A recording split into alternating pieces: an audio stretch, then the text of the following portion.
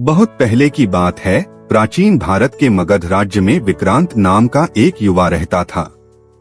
वह आर्थिक रूप से कमजोर था, लेकिन उसके सपने बहुत ऊंचे थे।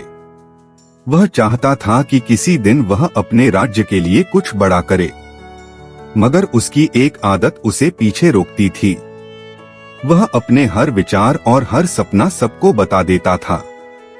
जब उसने कहा कि वह मंत्री बनना चाहता है, तो लोग हंसने लगे और उसका मजाक उड़ाया। मन टूटने पर वह तक्षशिला चला गया। वहीं उसकी भेंट आचार्य चाणक्य से हुई।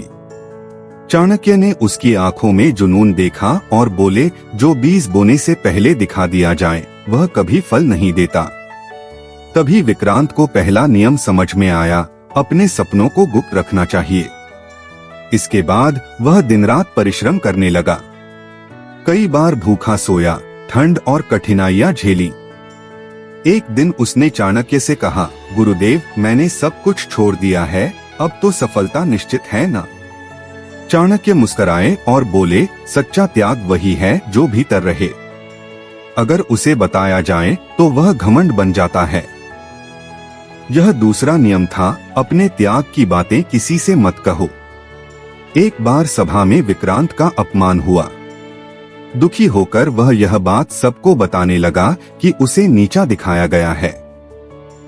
चाणक्य ने समझाया, अपमान सुनाने से सम्मान वापस नहीं आता, बल्कि लोग तुम्हारी कमजोरी पहचान लेते हैं। यह तीसरा नियम था, अपने अपमान की चर्चा मत करो। समय बीता और विक्रांत एक ऊंचे पद पर पहुंच गया। धन आया तो उसने अपनी संपत्ति दिखानी शुरू कर दी। कुछ दोस्त जलने लगे और कुछ चालाक लोग उसका लाभ उठाने लगे। चाणक्य ने चेतावनी दी, अगर धन को संभाल कर नहीं रखोगे तो दुश्मन खुद बनेंगे। यह चौथा नियम था, अपने धन की जानकारी सबको मत दो। एक दिन विक्रांत ने अपने परिवार की बातें दूसरों से साझा कर दी। उन्हीं बातों को लोगों ने उसके खिलाफ इस्तेमाल किया। चाणक्य ने कठोर स्वर में कहा, जो अपने घर की कमजोर दीवारें बाहर दिखाता है, वह अपना किला खुद गिरा देता है।